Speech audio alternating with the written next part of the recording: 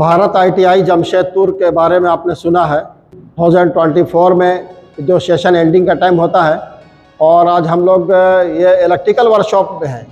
Electrical workshop का motor section में है। आज हम आपको आज इसके बारे में बहुत कुछ बताएंगे, पैनल के बारे में बताएंगे और इसका क्या इम्पोर्टेंस है, क्या आउटपुट है, क्या इनपुट है, इसके बारे में बताएंगे। उससे पहले हम आपको ये बताना चाहते हैं कि आप लोग जानते हैं कि भारत ITI 2009 से 2009 से ही ये ITI सेक्टर में काम कर रहा है और ये टेक्निकल मैन बनाकर, टेक्निकल एजुकेशन देकर पूरे इंडस्ट्री में, भारत की हर इंडस्ट्री में, चाहे जमशेदपुर की इंडस्ट्री हो या इंडिया की कोई भी इंडस्ट्री हो, टेक्नीशियन की पोस्ट पे बहाली करने के लिए भारत ITI के लड़के हर जगह पोस्टिंग होकर जाते हैं।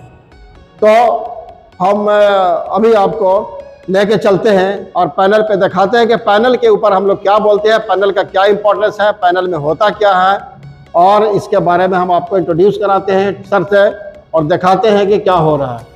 तो आइए हम दिखाते हैं पैनल पे। यह क्लास पैनल का चल रहा है और पैनल के बारे में बता रहे हैं सर। तो सर ये हम आपसे रूबरू हैं और आपसे देखना चाहते हैं, आप जानकारी लेना चाहते हैं कि आज आप पैनल का ले रहे हैं, तो पैनल के बारे में क्या पैनल है थोड़ा सा बताएंगे दर्शक को, कि जो भारत ITI के चैनल तरह की जानकारियाँ मिलते रहे। तो आज हम चाहते हैं कि पैनल के ऊपर आप कुछ बताएं उनके बारे में। सर जैसे कि यहाँ पे हम लिखे हैं motor generator set JC to DC, है ना।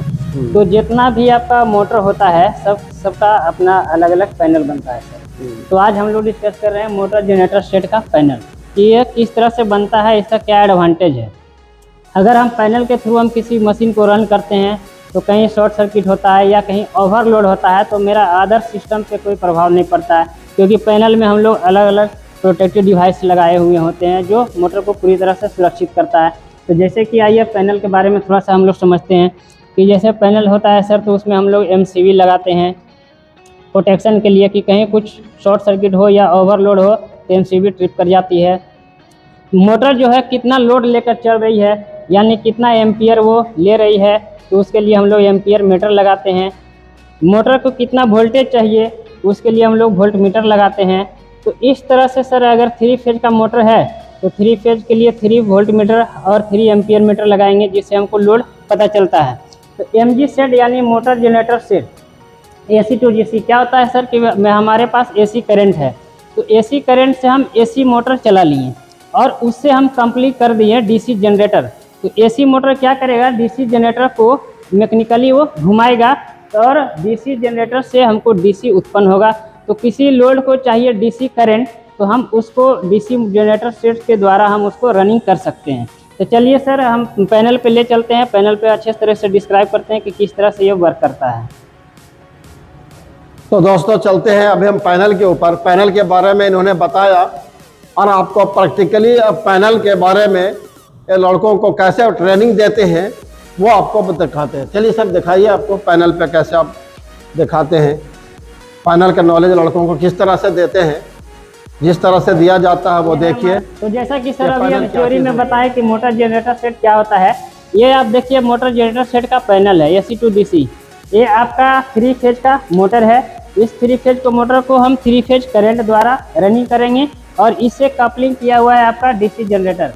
तो ये मोटर जो है DC जनरेटर को मैकेनिकली रोटेट करेगा और DC जनरेटर से हमको DC आउटपुट उत्पन्न होता है। तो इसके चलाने के लिए हम लोग यहाँ पे पैनल बनाए हुए हैं। तो ये जो हो गया आपका मेन TP स्विच हो गया, यहाँ आप TP स्विच से गया 3 फेज पोल का MCB में, यहाँ और प्रोटेक्शन के लिए फ्यूज लगाया गया है, क्रिटिकल फ्यूज लगाया गया है।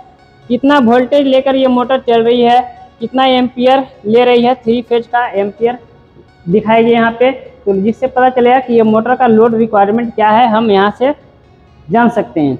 इस मोटर को चलने के लिए स्टार्टर की ज़रूरत होती है। जैसे कि ये देख रहे हैं मैनुअल स्टार्ट डेल्टा स्टार्टर है, जिसके द्वारा हम मोटर रनिंग करेंगे। तो चलिए हम इसको रन करके दिखाते हैं कि ये किस तरह से वर्क करती है। तो ये TP स्विच को हम ऑन किए और ये आपका TP MCB है, TP MCB को रन किए तो देख रहे हैं कि आपका 440 वोल्टेज बता रही है। यहाँ पे जो 440 वोल्टेज कितना हो गया, 370 वोल्ट वोल्टेज बता रही है। स्टार डेल्टा स्टार्टर से ये देख रहे हैं, स्टार डेल्टा स्टार्टर में रनिंग और स्टार्टिंग का पॉइंट है। तो पहले मोटर को स्टार्ट करते हैं, स्टार्ट करने के बाद 10-11 सेकंड वेट करते हैं, उसके बाद रनिंग में लाते हैं, क्योंकि अचानक अगर इसको हम लोड देंगे तो मोटर जलने का चांसेस होती है। तो इसलिए स्टार्ट डेल्टा स्टार्टर द्वारा हम कंट्रोल करते हैं इसको। तो देखिए इस तरह से हम इसको स्टार्ट किए तो मोटर जो है रनिंग कंडीशन में आ गई। अब थोड़ा देर वेट करेंगे, थोड़ा देर वेट करने के बाद इसको डेल्टा में उठाएंगे। ये जो है मोटर है रनिंग कंडीशन में आ गई है और ये 3 फेज का जो मोटर है डीसी जनरेटर को रन कर रही है और मेरा डीसी जनरेटर से डीसी करंट उत्पन्न होगा और जिस लोड को हमको चलाना है हम चला सकते हैं। तो इस तरह से हम स्टार्टर द्वारा कंट्रोलिंग करते हैं। ये अगर हमको मोटर को स्टॉप करना हुआ तो यहाँ स्टॉप बटन दिया हुआ है स्टार्टर में ही स्टॉप बटन पुश करेंगे, ये मोटर जो है ऑफ हो जाएगा। इसका ओवरव्यू कि क्या कनेक्शन किस प्रकार से होता है ये सारा लड़के लोग को हम प्रैक्टिकली बताते हैं, तो समझ में जब वो खुद करेंगे कि किस तरह से पैनल बनेगा तब उनको समझ में आएगा कि किस तरह से ये वर्किंग होता है। तो सारा प्रैक्टिकली लड़का लोग को बताया जाता है। तो दर्शकों, भारत ITI के चैनल को जो देखने वाले हैं हम तो कहेंगे सबसे पहले आप जो है सब्सक्राइब कर लीजिए और लाइक बटन को दबा लीजिए, तभी आपको सारा यहाँ का सारा system practically knowledge theoretically knowledge क्या होता है वो मिलता रहेगा। आपने देखा कि पैनल के बारे में क्या बताया। देखिए ये सारा जो है एम्पेयर मीटर और वोल्ट मीटर आपको चला के इन्होंने दिखाया। इस तरह से वोल्ट मीटर कब काम करता है, एम्पेयर मीटर कब काम करता है, पैनल का क्या मतलब है, और ये MG सेट है AC to DC, इसके बारे में इन्होंने बताया। तो इस तरह से ये पैनल का जो रिक्वायर्ड आपको समझ में आ गया होगा कि पैनल का मकसद क्या होता है। दोस्तों, तो अगर लगता है आपको कि इस तरह का डिफरेंट टाइप का मोटर के बारे में, पैनल के बारे में जानकारी लेनी है तो भारत ITI में आना ही पड़ेगा आपको, और यहाँ से ITI करने के बाद आपके लिए स्कोप और रास्ते जॉब के लिए खुल जाएंगे।